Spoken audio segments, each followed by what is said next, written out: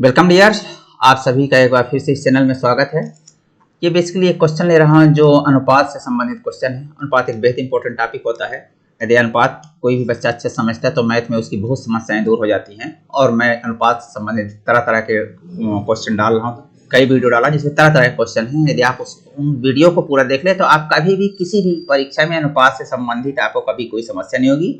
और जब एक बार अनुपात आपको समझ में आता है अच्छे से, तो मैथमेटिक्स में एक आपका आत्मविश्वास बढ़ जाता है कि हाँ, हम मैथमेटिक्स में किसी भी तरह के क्वेश्चन कर सकते हैं। तो चलिए लेते हैं इस वीडियो को अच्छे से देखे देना है तो, और मेरे पुराने वीडियो भी पढ़े, उनको देखेंगे तो आपका अनुपात हमेशा के लिए सही हो जाएगा। एक परिवार की आय और व्यय का अनुपात ये है 10:7। ठीक है, परिवार हो, कोई इंसान हो, वो कमाता है तो खर्च भी करता है, तो कमाया और खर्च किया और उसके बाद जो होता था बचत होता है। तो यदि परिवार का खर्च इतने रुपए हुआ है ना, खर्च इतना रुपए हुआ, तो बचत बताइए, परिवार की बचत कितनी है। तो ये क्वेश्चन में सब कुछ पूछा गया, बोला गया आय व्यय खर्च बचत सब कुछ। ठीक है, तो ये क्वेश्चन आप अब ये मुश्किल से 20 सेकंड में आप निकाल देंगे यदि आपका कॉन्सेप्ट क्लियर है। नहीं क्लियर है तो हम वो क्लियर करा रहे हैं। पहले हम इसको समझाएंगे 2 मिनट 3 मिनट और फिर देखेंगे कि वैसे 20 सेकंड में हल हो सकता है। लेकिन ये क्वेश्चन बहुत ईजी है। तो ये एसएससी टायर 1 में आया है 2019 में। तो मुझे उम्मीद है कि आप समझ गए होंगे जो मैं कहना चाहता हूँ कि क्वेश्चन जो होते हैं सब अच्छे होते हैं, किसी भी एग्जाम में पूछे सकते हैं, आपका कॉन्सेप्ट क्लियर होना चाहिए। ये मेरा कहने का मतलब है।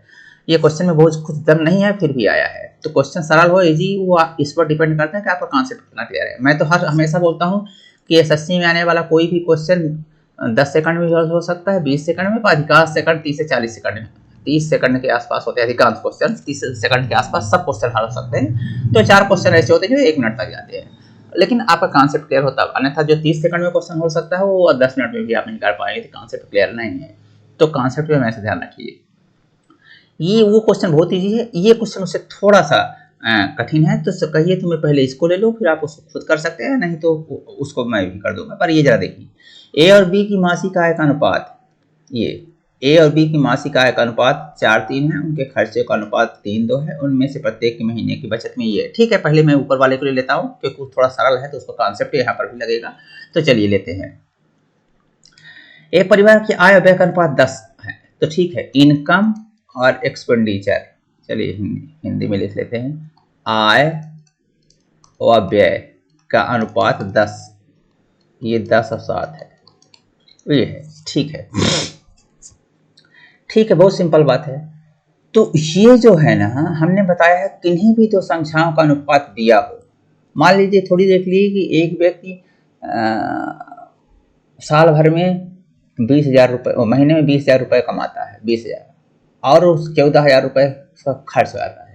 तो ये तो आपको पता है कि हाँ, वो 20,000 कमाता है, 14,000 रुपये खर्च हो जाता है। लेकिन यदि इनका अनुपात निकालें तो अनुपात का कॉन्सेप्ट आप समझते होंगे कि अनुपात में जितनी भी कॉमन चीज होती है सब काट दी जाती है, खत्म कर दी जाती है, और अनुपात को न्यूनतम या सबसे छोटा या सरलतम रूप में रखा जाता है। तो इसमें जरा देखिए क्या खत्म हो जाएगा। ये जो है तो है क्या है,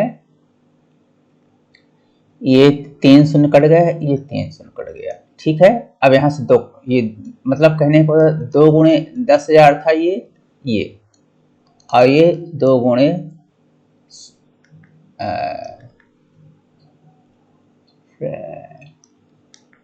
10 गुणे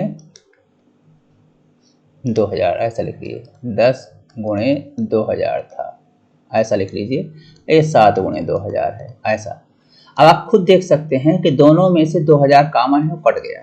तो इस प्रकार ये 10:7 हो गया। 10:7 हो गया। अब इससे ज़्यादा अनुपात काट नहीं सकता। इसलिए यदि कोई बोलता है कि कोई व्यक्ति 20,000 रुपये कमाता है, 14,000 रुपये उसकी महीने में खर्च है, तो उसकी आय व्यय का अनुपात वो यही बोलेगा, 10:7 बोलेगा।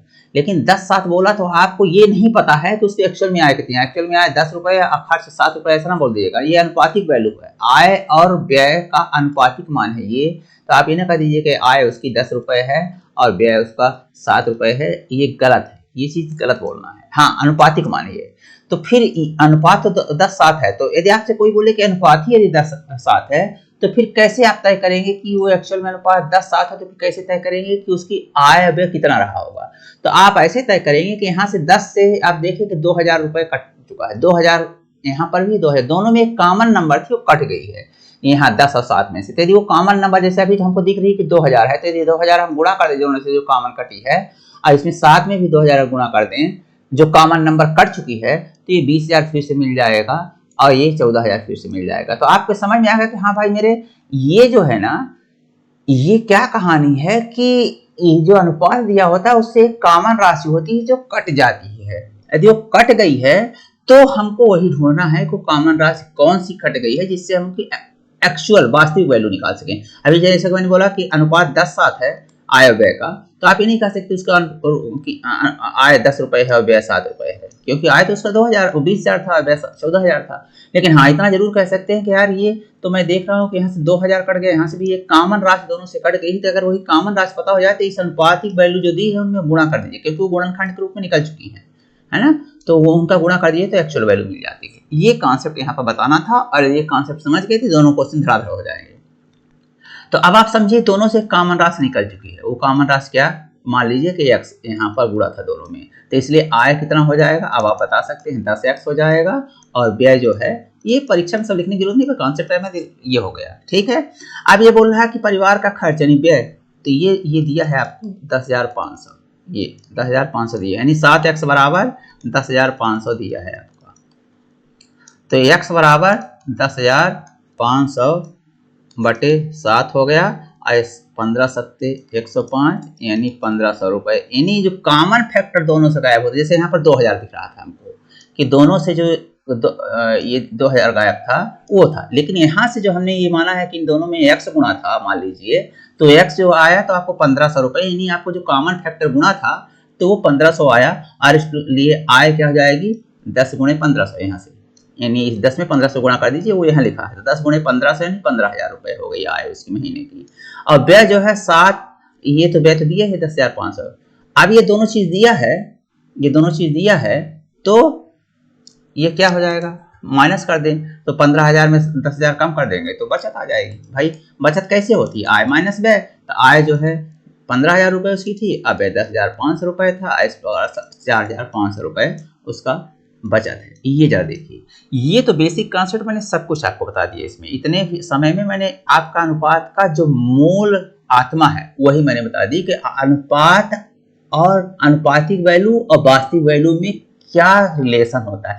यही यदि कोई बच्चा समझ जाए कि अनुपातिक वैल्यू और वास्तविक वैल्यू में क्या, ये आंसर आपका निकल चुका है। अब मैं फिर से आपको एक बार रिपीट कर रहा हूँ, कॉन्सेप्ट देने की कोशिश कर रहा हूँ, क्योंकि यदि कॉन्सेप्ट आपका जिस बच्चे का नहीं क्लियर है उसके लिए बहुत जरूरी होता है क्लियर होना। तो अब आज आपके समझ में आ गया कि भाई कोई भी जो दो राशियों का अनुपात दिया होता है वो अनुपातिक वैल्यू होती है, वास्तविक वैल्यू नहीं होती। तो अनुपातिक वैल्यू और वास्तविक वैल्यू में रिलेशन क्या होता है वो समझने की जरूरत होती है। तो ये अनुपातिक वैल्यू है, अनुपातिक वैल्यू आय व्यय, कोई भी दो राशि हो, यहाँ आय व्यय है, अनुपातिक वैल्यू है। अब वास्तविक वैल्यू क्या होगी, उनका वास्तविक मान क्या होगा, ये जानने की जरूरत होती है। तो वास्तविक मान मैं बता चुका कि यहाँ से ये एग्जाम्पल लेकर कि अनुपातिक मान से कोई एक चीज दोनों से कट जाती है और अनुपात न्यूनतम रूप में आ जाता है, तो वो कटा हुआ जो राशि है उसी को मान लीजिए, उसको x मान लीजिए, तो इन दोनों में गुणा कर दीजिए तो वास्तविक मान हो जाएगा। तो इन दोनों अनुपातिक मान 10 व 7 है यहाँ, और वास्तविक मान 10x व 7x हो जाएगा। बस ये ये कॉन्सेप्ट जिसको क्लियर है, ये क्वेश्चन सेकंडों का है। कैसे, चलो देखते हैं। ये देखिएगा 10 सेकंड में कैसे हल होगा। अब आपके कॉन्सेप्ट क्लियर है, तो आय व्यय 10 और 7x हो गए, तो 7x वास्तविक वैल्यू 10x होगी, 7x होगी, तो 7x बराबर ये व्यय है, ये दिया है ये। अब आपको 15 सत्ते 105 मालूम होगा, तो 15 से x इक्वल टू 1500, यानी वो कॉमन फैक्टर जो यहाँ पर हमने माना कि x है दोनों से गायब था वो 1500 निकल गया, तो इसमें 1500 गुणा कर देंगे तो 15,000 ये हो जाएगा उसकी इनकम, और 10,500 बता ही रहा कि 10,500 उसका व्यय है, तो आय में व्यय घटा देंगे तो खर्च जो है बचत जो है 4,500 ये निकल जाएगी। तो आप सोचिए कि ये जो है मुश्किल से 10 से 20 सेकंड का क्वेश्चन है। यदि आपका कैलकुलेशन माइंड में इतना फास्ट है तो आपको कलम में ही नहीं उठाने, कॉन्सेप्ट क्लियर है और कैलकुलेशन फास्ट है कि मन में ही कर लीजिए 7x इक्वल टू 10,500 यानी 1500 आएगा। जब 1500 आएगा तो उसकी इनकम कॉमन फैक्टर 1500 है, तो 10 गुणे 1500 कर देंगे, 10 गुणे 1500 कर देंगे तो ये 10 गुणे 1500 कर देंगे तो क्या हो जाएगा, समझ में आ गया, 15,000 हो जाएगा। तो 15,000 उसकी इनकम हो गई और 10,500 उसका खर्च है, तो बचत 4,500 है। तो आप समझ सकते हैं कि चीज़ें मैं इतना इसमें ये दिया है आपको सिर्फ ये बताने के लिए। क्वेश्चन बहुत बार ऐसे होते हैं जो एसएससी में आए होते हैं, कई बार कलम उठाने की जरूरत होती है। जहाँ कलम उठाने की जरूरत नहीं है या 5 सेकंड के लिए कलम उठाने की जरूरत है, उसमें उतना ही समय लगाइए, क्योंकि वो एग्जामिनर पेपर ऐसा सेट ही करता है कि जिसमें जहाँ 5 सेकंड में क्वेश्चन हो सकते थे, उसको यदि आप 4-5 मिनट लगा रहे हो तो आपका परीक्षा में सफल होना निश्चित है। क्योंकि बाकी क्वेश्चन जहाँ 30 सेकंड 40 सेकंड लग सकते हैं, तो वहाँ तो फिर आप 10-20 मिनट लगाएंगे, तो फिर तो वो खत्म ही है आपका एग्जाम का कॉन्सेप्ट आपके लिए। चलिए ये आप लेते हैं, ए और बी की मासिक आय का अनुपात। हाँ, तो ए और बी का मासिक आय ए है और बी है। चलिए अब सब कॉन्सेप्ट दे चुका हूँ मैं। ए है, बी है और ये आय है। तो उनका ए दो राशियों की आय का अनुपात है। हाँ, आय व्यय नहीं है, दो लोगों की आय, सिर्फ आय का अनुपात 4-3। तो एक्चुअल वास्तविक 4x और 3y होगा। यहाँ पर सॉरी 3x, यहाँ से दोनों स्थानों पर कॉमन फैक्टर गायब है। हमने बताया अनुपात 4-3 है, तो यहाँ से कोई कॉमन राशि गायब है, उसका इनमें दोनों में गुणा कर दीजिए तो वास्तविक मान निकल आएगा। तो यहाँ x गुणा कर दीजिए तो a की आय 4x निकल जाएगी और b की आय 3x निकल जाएगी। समझ में आए? एक आय है तो a की आय ये। उनके खर्चों का अनुपात, हाँ खर्चे, तो खर्चे जो है 3-2 के अनुपात है। तो यहाँ से भी कोई कॉमन फैक्टर दोनों से गायब है, लेकिन वो कोई जरूरी नहीं कि वो कॉमन फैक्टर एक से ही हो, जो यहाँ से गायब हुआ हुआ यहाँ से गायब हुआ, कोई जरूरी नहीं। तो इसलिए यहाँ का कॉमन फैक्टर आप एक्स नहीं मानेंगे, कभी भी ध्यान रखिए। एक ही क्वेश्चन में 2-3 अनुपात हो तो सब में अलग अलग कॉमन फैक्टर मानेंगे, कोई जरूरी नहीं है भाई। यहाँ 4-3 का 4 ए की आय और बी की आय, ए की इनकम 4 और बी की इनकम 3, ये अनुपातिक वैल्यू है। तो इनमें से कोई कॉमन फैक्टर गायब होगा, कॉमन फैक्टर हमको मालूम नहीं है। तो यदि कॉमन फैक्टर मालूम हो जाए x है, तो हम कह सकते हैं कि a की इनकम 4x है और b की इनकम 3x है, तो कॉमन फैक्टर हमको नहीं मालूम थी। ऐसे ये वास्तविक वैल्यू होगी a और b की इनकम की। तो ये, लेकिन अब दूसरा अनुपात देना है खर्चों का अनुपात है। खर्च 3-2 का अनुपात में है, तो इसका मतलब नहीं कि वही अनुपात यहाँ भी, वही कॉमन फैक्टर यहाँ भी कटा हुआ होगा। 3 और 2 का जो अनुपात है, कोई जरूरी नहीं कि x ही यहाँ पर भी कॉमन फैक्टर रहा हो, यहाँ कॉमन फैक्टर अलग हो सकता है। तो उसको मान लेंगे कि 3y और ये 2y हो गया। मतलब a 3y रुपए खर्च करता है और b 2y रुपए खर्च करता है। उनमें से प्रत्येक महीने के अंत में 600 बचाता है। तो देख लीजिए बहुत सिंपल है। अब बचत, तो बचत इसका अंतर कर देंगे, तो 4x माइनस 3y और ये 3x माइनस 2y, ये दोनों की जो बचत है वो दोनों की 6,000 रुपए है। मतलब दोनों की बचत बराबर है। तो एक चीज तो ये हो गई क्या कि 4x minus 3y is equal to 6,000 और दूसरा ये कि 3x minus 2y is equal to 1000। ये दो समीकरण हैं। ये दो समीकरण कैसे भी आप हल कर सकते हैं बड़े आराम से, इसमें किसी को कोई दिक्कत नहीं होगी। और जब ये दोनों समीकरण हल कर लें तो फिर आपका क्या a की मासिक आय बताना है, यानी x की वैल्यू बताना है, ये भर बताना है। तो x भर की वैल्यू निकाल लें तो भी काम चल जाएगा। x की वैल्यू निकाल लेंगे तो a की मासिक आय निकल आएगा, लेकिन x y दोनों को निकालेंगे तो a की मासिक आय, b की मासिक आय, a का मासिक खर्च, b का मासिक खर्च, ये चारों चीज निकल सकती है। ठीक है, ये कॉन्सेप्ट था, लेकिन आपको प्रश्न में ये है। तो हमको यहाँ पर अभी क्या निकालना है, x का मान निकालना है। तो हम इसमें 2 का गुणा कर दें। आप समीकरण हल करना जानते हैं, इसमें 2 का गुणा कर देंगे इस समीकरण में, और इसमें 3 का गुणा कर दें। क्यों कर देंगे? क्योंकि हमको y हटाना है यहाँ से विलोपन विधि से। यहाँ y में 3 का गुणांक है, तो इस दूसरे समीकरण 3 का, यहाँ y में 2 का गुणांक है, तो पहले समीकरण 2 का गुणा कर देंगे और फिर गुणा करके इनको हल कर लेंगे। तो इसमें 2 का गुणा कर दीजिए तो क्या आ जाएगा पहला समीकरण 8x minus 6y equal to 2 को गुणा करेंगे तो 12,000 हो जाएगा। और इसमें 3 गुणा करेंगे तो 9x minus 6y equal to 18,000 हो जाएगा। ठीक है, अब इसको घटा देंगे, ये घटा, ये माइनस प्लस हो जाएगा, ये माइनस। आइए देखिए माइनस 6y प्लस 6y, ये प्लस नीचे वाली चीज माना जाएगा। अब ये 8x माइनस 9x, तो माइनस 8x में 9x घट जाएगा तो माइनस x आएगा, और ये इक्वल टू 12,000 में 18,000 घट जाएगा तो माइनस 6,000 आएगा। और इस प्रकार x इक्वल टू 6,000 हो गया। तो x इक्वल टू 6,000, मतलब ये जो कॉमन फैक्टर इन दोनों से गायब था इनके आय के अनुपात में, यहाँ से वो 6,000 निकल आया। तो जब 6,000 निकल आया तो आप बता सकते हैं तो 6,000 इसमें गुणा करेंगे तो वास्तविक वैल्यू एक ही मिल जाएगी। नहीं 4 गुणे ये 4x है ना, ये तो 4 गुणे 6,000 24,000, ये एक ही वास्तविक इनकम है, ये एक ही वास्तविक आय है, इनकम है। और ऐसे ये x निकल आया तो ये भी बोल सकते हैं 18,000, ऐसे y यहाँ से निकाल सकते हैं, सब कुछ निकाल सकते हैं। और इस प्रकार आपका ये प्रश्न खत्म हो गया। अभी जरा देखिए, ये प्रश्न वो वाला प्रश्न तो आप मन में हल कर सकते थे 5 सेकंड में था, 5 सेकंड में या 10 सेकंड में, मैक्सिमम 10 सेकंड। लेकिन ये प्रश्न में आपको कलम उठाना ही पड़ेगा और 30 से 40 सेकंड लगेगा ही। तो आप सोचिए कि इसी प्रश्न में आपने बर्बाद कर दिया 2 मिनट 4 मिनट समय, तो इस प्रश्न में तो आप 10 मिनट में बर्बाद करने वाले हैं। तो इसलिए आप कोई कंपटीशन तब निकाल सकते हैं जब आपका कॉन्सेप्ट क्लियर एकदम बहुत अच्छे से हो, और दूसरा जब कॉन्सेप्ट क्लियर हो जाएगा तो ही क्वेश्चन फटाफट सेकंडों में कर सकते हैं। अब कैसे इसको हम जल्दी से देखेंगे कैसे करेंगे। चलिए, अभी तो हमने कॉन्सेप्ट बताया, हम उम्मीद करता हूँ सबको समझ में आया होगा। अब ये क्वेश्चन को कैसे 30 से 40 सेकंड में हम हल करेंगे, ये तो देखिए बहुत कॉन्सेप्ट, ये तो आपको लिखने की सब ये समझाने की परीक्षा में जरूरत नहीं है, आप क्या कैसे करेंगे और समय कैसे बचता है परीक्षा में वो देखने की जरूरत होती है। चलिए कैसे, ये है आपका, यदि कॉन्सेप्ट क्लियर है तो यहाँ कुछ दिक्कत नहीं। ए और बी की अनुपात 4:3 है, खर्चे का अनुपात 3:2 है। तो आय जो है 4x होगी और ये 3x होगा, और खर्च 3:2 है, यानी वो कॉमन फैक्टर अलग अलग होंगे। हमेशा समझिए कि इस अनुपात का कॉमन फैक्टर x था, तो इसका y होगा, कोई सेम नहीं, दोनों में सेम हो। इस अनुपात में जब खर्च वाला अनुपात लगाएंगे 3:2, तो उसमें उसका रियल खर्च 3y होगा, इसका 2y होगा।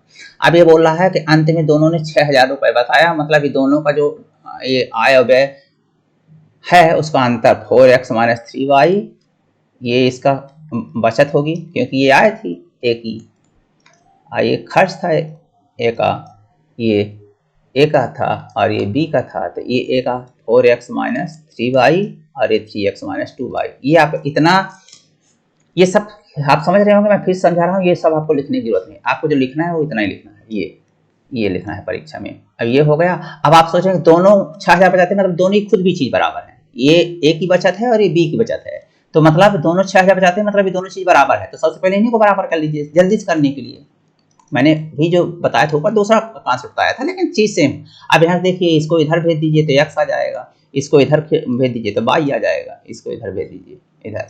यदि कोई भी समझता है, जल्दी यदि मैं बोल रहा हूँ, यदि कोई कॉन्सेप्ट समझता है तो ये समझ जाएगा कि ये इधर 3x जाएगा तो माइनस 4x - 3x x, ये -2y है, इधर जाएगा तो +3y है, तो -2y + 3y = y, तो x = y हो गया। और x = y हो गया, तब जरा देखिए 4x - 3y ये जो = क्या है, 6,000 है। ये समझ में आ गया, तो यहाँ पर x के स्थान पर y रख दीजिए, तो 4x - 3x = 6,000, यानी x = 6,000। इधर देखिए ये 6,000 है ना, इसकी वैल्यू 6,000 है, इसकी भी 6,000 है, इसकी भी 6,000, किसी में भी रखेंगे तो x = 6,000 ही आएगा। हमने अभी 4x - 3y = 6,000 कर दिया, यहाँ से x के स्थान पर y कर दिया, और ये अब आप देखिए x = y कर दिया तो x के स्थान पर y हो गया, y के स्थान पे x रख दिया तो 4x - 3x = 6,000, अब 4x - 3x = x हो गया, यानी 6,000। कुल मिलाकर अब मैं कहना क्या चाह रहा हूँ कि यदि देखिए ये अंत में दोनों की इनकम 6,000, दोनों की बचत 6,000 होती है, तो ये दोनों की बचत है, ये दोनों की बचत है भाई मेरे, ये वाला हिस्सा दोनों की बचत है, तो ये दोनों को बचत है, अंत में दोनों 6,000 बचा पा रहे हैं, मतलब ये दोनों बराबर है, दोनों की बचत ये बराबर है, तो इससे हमने निकाल लिया x = y होगा, और फिर 4x - 3y = 6,000 दिया ही है, और 3x - 2y = भी 6,000 दिया है। हम किसी में x = y रख दें, y के समय मतलब x रखते हैं, y जहाँ है वहाँ x रख दें, तो हम यहाँ पर चाहे यहाँ रखें चाहे यहाँ, x की वैल्यू 6,000 निकल आएगी, और जब x की वैल्यू 6,000 निकल आएगी तो उसकी इनकम 4x यानी 4 × 6। ये आप सोचिए कि ये मैं फिर समझाने लगा आपको, अन्यथा आप समझा नहीं रहे होते और इस कॉन्सेप्ट से कर रहे होते। 30 से 40 सेकंड का क्वेश्चन था, बड़े आराम से आप कर लेते। तो मुझे उम्मीद है कि ये जो मैंने आपको कॉन्सेप्ट दिया वो बहुत ही फायदेमंद आपके लिए होगा और अच्छे से समझ में आ गया होगा। यदि ऐसा है तो चैनल को एक बार सब्सक्राइब कर लीजिए, जिससे आपको हमेशा इस तरह की वीडियो मिलते रहें। मिलते हैं एक नए वीडियो के साथ, तब तक के लिए बहुत बहुत धन्यवाद।